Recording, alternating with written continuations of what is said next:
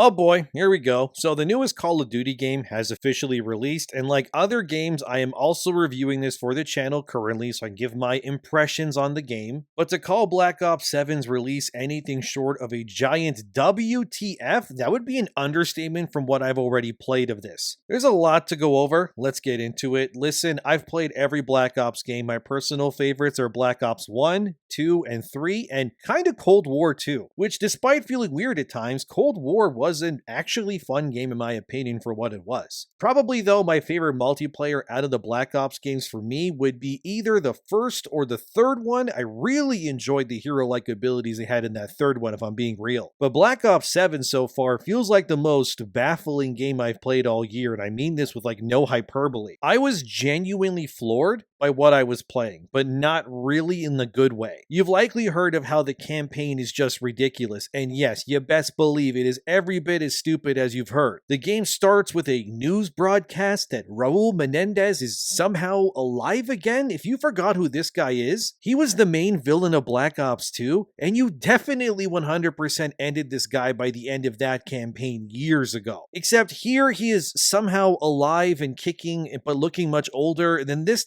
leads to Spectre 1, which is your team's unit name that you operate under, having to now figure out how exactly Menendez survived the events of Black Ops 2 and like what he's planning, I guess. This then leads you to a facility where immediately the game just becomes questionable in every way imaginable. Look, I know Call of Duty has been going off the rails, but this is something else entirely. The only way I can describe what Call of Duty has become is to compare it to the equally ridiculous Fast and the Furious movies. Remember how the first Fast and the Furious, it was just, people driving cars and avoiding the cops? Maybe it had some gang stuff, but generally speaking, it was ground level. And then progressively, as that franchise evolved and got more popular, Fast and the Furious was suddenly about taking down governments and getting launched into space. And Vin Diesel's basically now a superhero for no reason. Like, that's Call of Duty now. There's really no better comparison that I can think of, because despite this game taking place in the not so distant future, Black Ops 7, it just feels like I'm in like an AI algorithm the entire time I'm playing it. Like the developers just took AI and told it, just create a campaign that is a bunch of loosely tied events that connect with the most ridiculous things possible, and then just send it out there. But it's ridiculous, dude. But if you want more content as well, please subscribe, like the video, leave a comment, thank you. But what sucks is that the campaign, it starts off pretty normal. It sets up the stakes, shows you David Mason, who's now voiced by that Milo guy from Heroes, whose last name I don't even want to pronounce because I can't. And then you're immediately thrown into the campaign with 3 other teammates. But what's really weird is that if you play the campaign solo, like I always do these COD campaigns in the past, despite the game clearly showing you in cutscenes that you have these 3 other people with you, these other members of Spectre 1 are just not present, like during the actual moment-to-moment gameplay if you choose to play solo, which is just so bizarre to me. Like in previous Call of Duty games, you usually have some NPC you follow or help, right? We all know that. But at the very least, Activision would try to make what's happening feel at least somewhat believable and have some weight to it. Instead, here you'll go from a mission cutscene where you're with your teammates all talking in the same room, then the actual gameplay will start, and then those teammates will just vanish into thin air if you play solo. However, they will still talk to you during the mission and offer pointers, but their voices are instead heard over like the radio, despite them apparently being quite literally right beside you just seconds ago in the cutscene before or even after. Then, when a mission ends or any cutscene really happens, suddenly these people who are just floating voices around your head, they just appear in the flesh for Mason to do the scene with. It's so weird, dude. I also wouldn't even say that any of the characters have a personality besides maybe Michael Rooker, whose character's name I don't even remember. It's just Michael Rooker being himself, which is fine, I guess. Although I will say one change I do like to this campaign is that Black Ops 7 actually levels your main account and your weapons while you're playing the campaign. So when you shoot the enemies in the campaign, yes, you will see the XP on every kill like it is multiplayer. And then you'll get more XP based on how you defeat them. Let's say a headshot giving you more points, or environmental explosions like a barrel or something blowing up and taking them out. And I like this because you're not only getting familiar with the weapons in Black Ops 7 through the campaign, but by using them, you were also leveling those weapons up and even gaining camos for them too. So then when you jump into multiplayer, for example, I was already already level 7 on my account because I had just shot a bunch of dudes in the campaign. And I was able to then choose the same assault rifle I was using in the campaign, and immediately I would have some attachments available. So I could then customize my weapons with, say, an extended magazine from the get-go or a stock. Like, I like this change. I kind of hope that every Call of Duty game does this in the future too, because campaigns should reward you with XP for your main account and your weapons. I do think it's a solid way to ease new players into these games too, but also maybe hopefully entice those hardcore multiplayer COD guys to actually play the campaigns in these games. If say that certain camos or such are only unlockable via playing the campaign itself, like there's even operator skins that you can unlock by only beating the campaign. So in terms of the reward feedback loop of the campaign, I have to give credit where it's due, okay? This is objectively better than previous Call of Duty games in this area when it comes to the system. This should become the norm. And in terms of multiplayer so far, I gotta say, the actual multiplayer feels pretty solid so far. Okay, it's not blowing me away or anything or changing my life. There's definitely some stuff going on I don't really grasp just yet about it, but the overall concept of multiplayer, it feels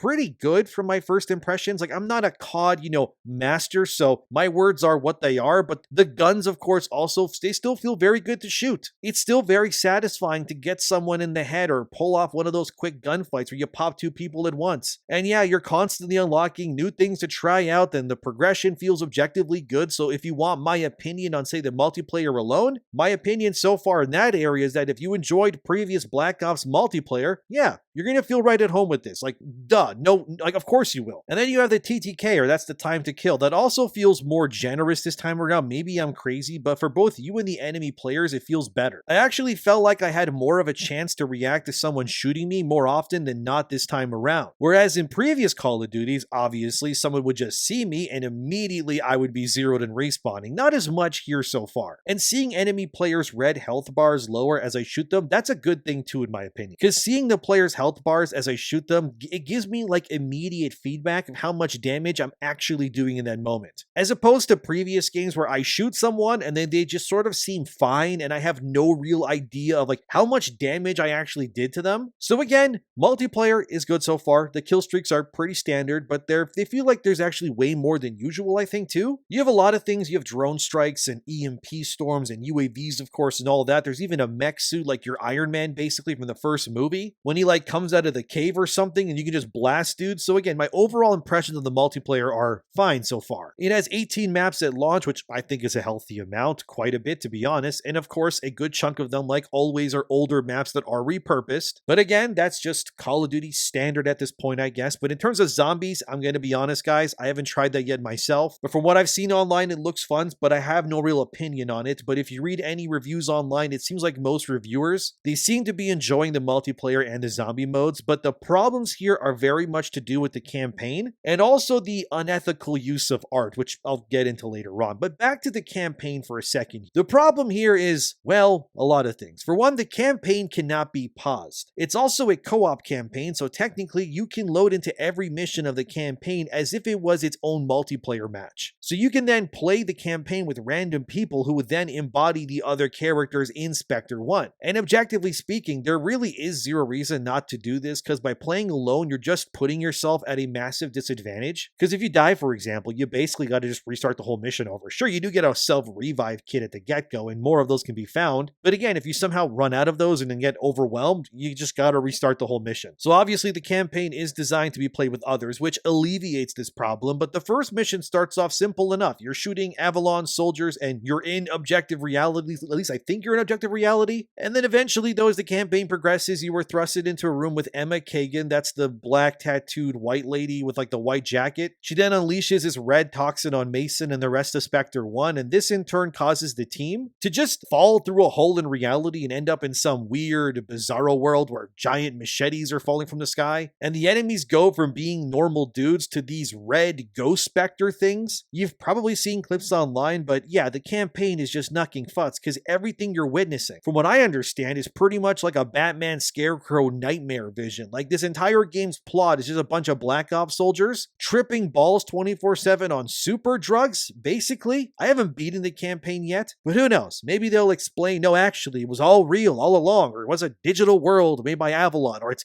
nanomachines, son. Who knows at this point, okay? Black Ops makes so little sense, the plot is is just a jumbled mess at this point. I did laugh out loud though early on when Mason is visiting Frank Wood's grave. You know Frank from the older Black Ops games, everybody loves him. Because they confirm that Frank lives to like 104 years old or something. Like the dude is born in the 1930s and he kicks the bucket in 2034. Like how is this guy living so long doing all of what he did in the Black Ops games? Ridiculous, man. But I guess this gives Activision 104 years worth of Black Ops stories they can pull from to push Frank Woods back into future games. Oh boy. Can't wait for that one. Or who knows, maybe Frank will return with nanomachines like the Joker in Batman Beyond. Like anything is possible here. It's just Fast and the Furious, like I said. If aliens just started descending from the sky into Black Ops' campaign and they were confirmed real, I honestly wouldn't even be surprised anymore. Because of course there's aliens. Why not? Maybe aliens are the main villains of Black Ops story now. I don't know. Let's just go all the way since nothing seems to matter anyways. But in that first mission alone, there's giant machetes, like I said, falling from the sky. And then you fight the ghost of Raul Menendez in like a dreamscape where red ghosts are swarming you as you vault on top of buildings shooting them. And then when you do enough damage, and this is a really baffling part, you can then grab like a machete on the map, like it's an actual like little icon power up, and then it's a kill streak. And then you call it down and you call down your own massive machetes onto remove. This is so dumb. Like this sounds like I'm lying, but I'm not. You drop the giant machete onto Raul Menendez, you do damage to his health bar like he's like a Destiny boss. Like I'm not kidding. This is real. This is what the game is. Like later on in the campaign, you even team up with zombies and fight Lovecraftian bug monsters. Like what happened to these games when they were about stuff like MK Ultra and conspiracy theories and off the record ops missions in like different countries or something? Now it's as if Activision just makes content for content's sake. Like at one point, you fight a building sized Michael Rooker. I'm not even kidding. Like watch this clip. Fire on it! Do some damage! Shoot! Shoot it! Shoot that son of a...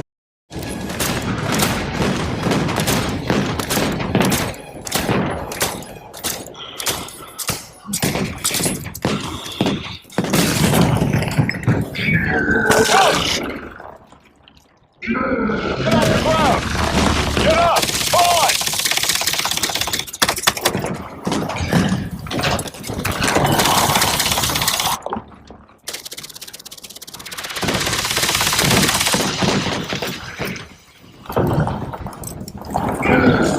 Keep clear of the shockwave! And you thought that was weird for Call of Duty? And then you have Frank Woods inserting himself into a gigantic Venus flytrap like he's Poison Ivy in Batman Arkham Asylum that also shoots Scarecrow red scare toxins out of it as he laughs in terror. Like that doesn't even sound like a real thing and I'm lying to you, but unfortunately, that is real. It is in the campaign. Like watch this clip too. What the f is happening?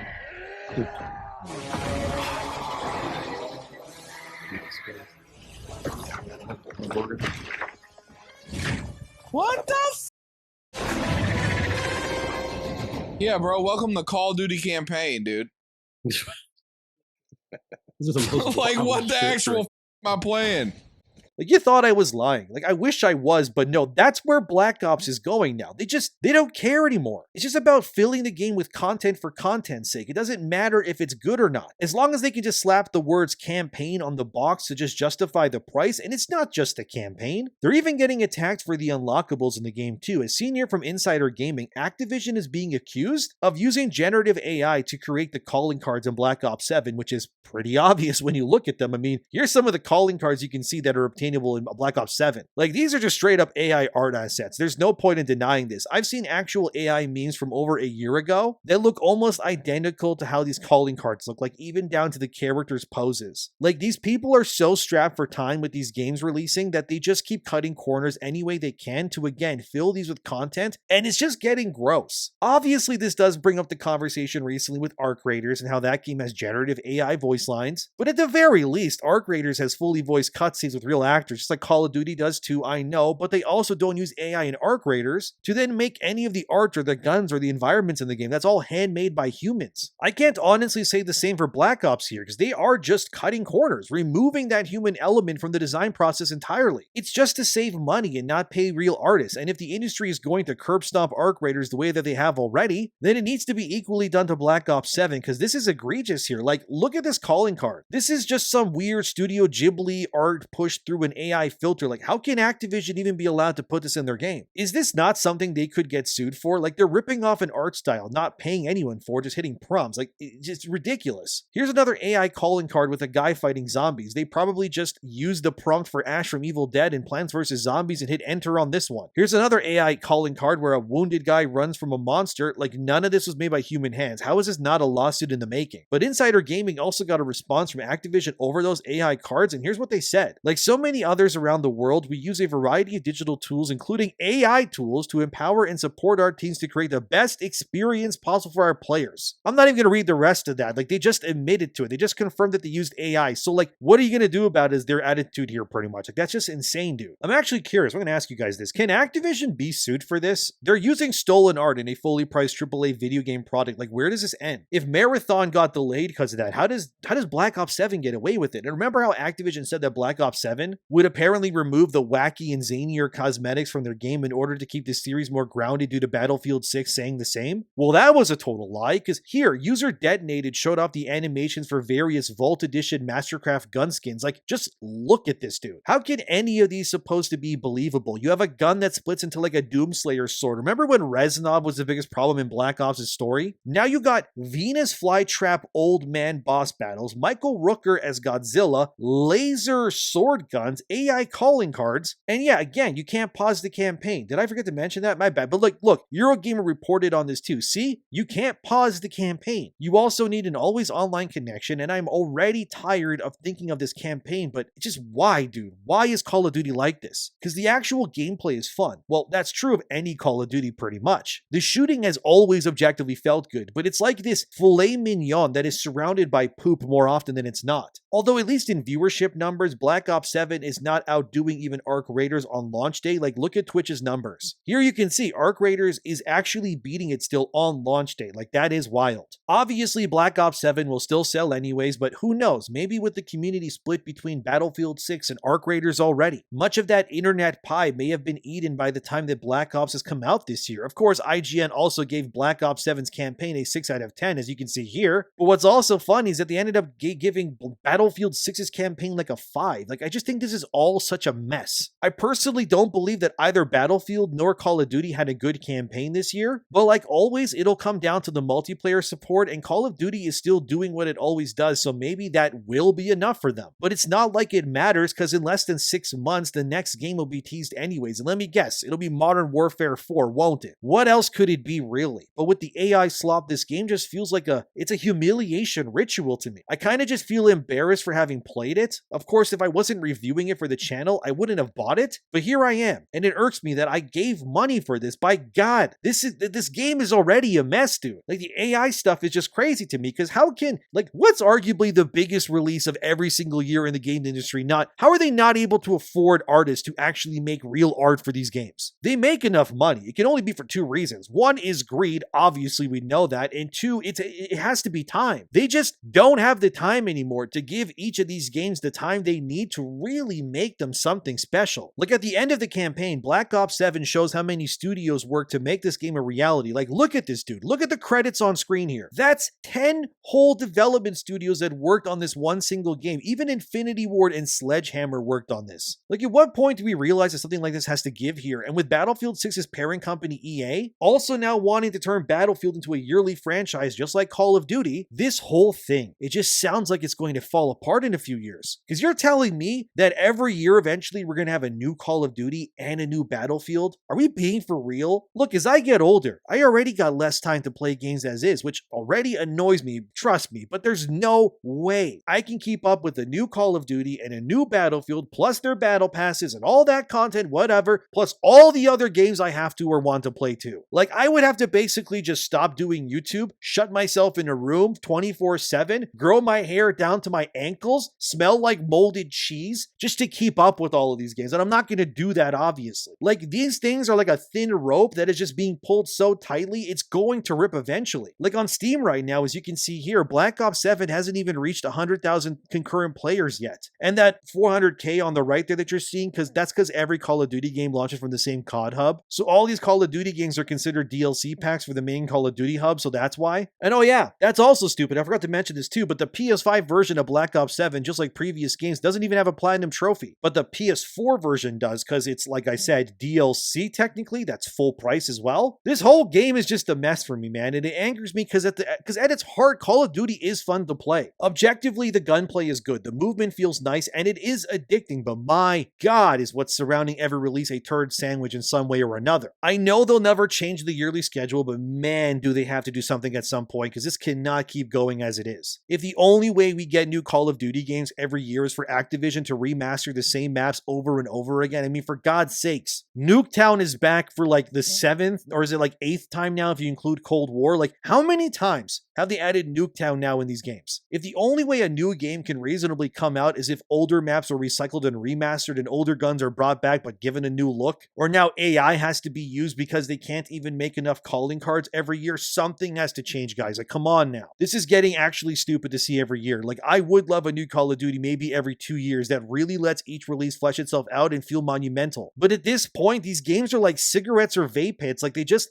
last long enough until your next fix. But you'll be paying through the nose to make sure that your hands stop shaking because you need your hits so badly. It's just humiliating and embarrassing and frankly downright annoying to see what Call of Duty has become now. I would tell you not to buy it, but like any addict, the people who need this sort of games, they're gonna buy it anyways. But I guess if you were on the fence, I would strongly advise you either wait for a deep sale or just walk away entirely, dude. You already know what this game is going to be. You've played it before. You played it 7 or 8 times already. It's just now it's full of AI and old men masquerading as plant kaijus or something, I guess. Call of Duty is now officially a humiliation ritual, and there's no really other way of putting it. I guess I'll ask, what do you think about it? Are you gonna buy it or support it? But I can already guess the answers. But what can Call of Duty even do to change its trajectory? Maybe that's a better question to ask. Or is it just fine as it is? Are we really going to just play the same multiplayer zombie campaign cycle every year until the planet explodes one day? I guess we'll see, but man, do I miss the days of Black Ops 1 through 3, because what's happening now, this is just not it, man. But I guess if you want to just play mindless multiplayer, this can be fun, and for most, that's probably going to be enough. But as always, thanks for watching, subscribe. What a shame, dude. What a shame.